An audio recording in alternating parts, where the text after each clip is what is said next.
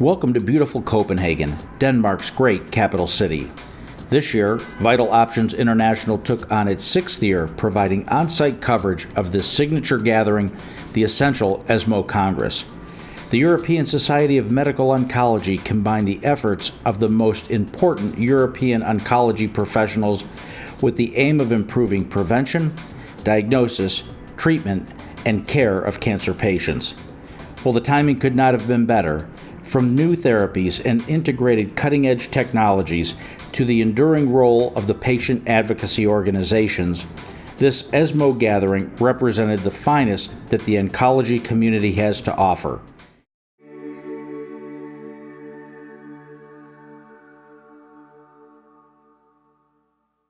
I sometimes get confused as a medical oncologist between, is this now supportive care or is this palliative care? And so my question is rather simple to the three of us. Is this of importance to us today in our everyday naming? Could you just start with a short comment on that? In the United States, palliative care is a medical subspecialty, so the definition is very clear, and we don't have the definition issues with respect to palliative and supportive care. I know it is an issue otherwhere in the world, and again, I sort of came to this point before. You know, I don't really care what we call giving patients with cancer and their families what they need to support them. So I think we should focus less on the terminology and more just being united about how to give patients with cancer and their families the best possible care. Anne-Marie, could you? I just agree completely with what Jennifer has just said, really. So in the UK, there is a bit of a struggle at the minute about whether we call it supportive care or palliative care. To me, I think palliative care summarises it beautifully, what it is we're all about. The Hebrew term for palliative care is tipul tomech, which literally means supportive care. I think that was quite easy to sort out here. So it's unfortunately time to sum up. I'll just ask you three very short questions, very easy ones, and like to raise your hand if you. So who believes that this new WHO definition is actually adequate in your mind and defines what it is? I think everyone will raise its hand, but please do so all the same. So everyone thinks also that this should be integrated early into every at least oncologic, if not every patient's journey. The second question is, could you raise your hand if you find that in your vicinity that you can benefit from palliative care? Sure, we can. Do you have some sort of palliative care? Huh? We had someone who did not. So could you raise your hand if you have not, if you have the feeling around your vicinity? Yeah, sure. Say one thing.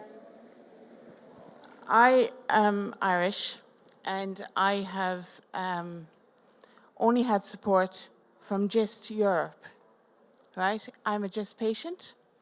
I was never told anything about GIST, actually, before my surgery, because I had, a bleed out. I'm just an ordinary person, but I've had great support from my Sláinte Clór, who I'm representing today, is a local support centre. There's 2 GIST patients there, one from last year and myself from 3 years ago.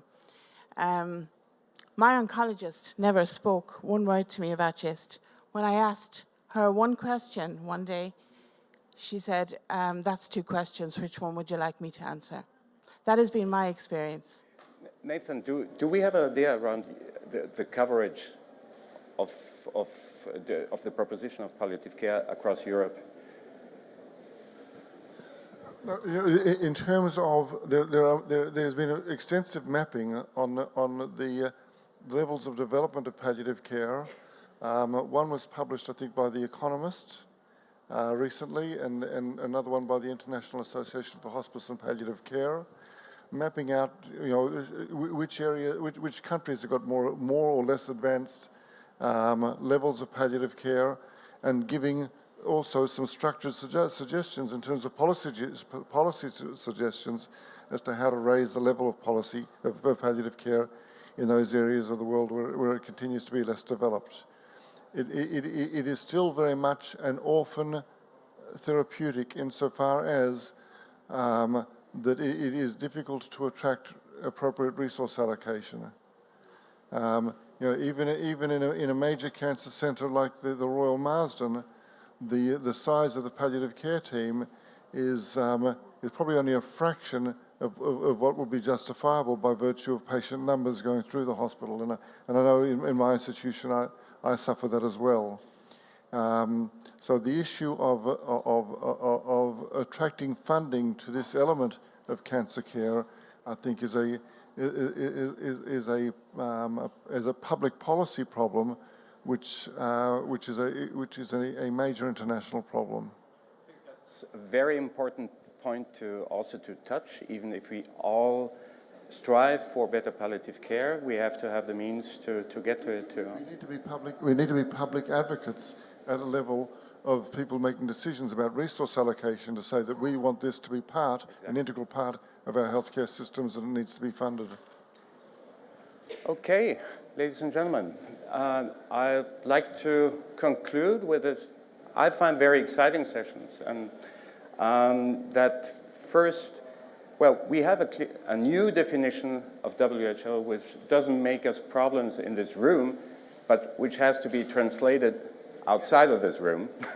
And that there is quite a lot of educational and other work to be done to get it spread around. We do see that palliative care has to be delivered by a knowledgeable team. It's a knowledgeable team effort and a state of mind too, I think, when I hear around here. We have to get better, we need more resources, we need more education, and we'll all have to be working on this starting tomorrow. Thank you very much.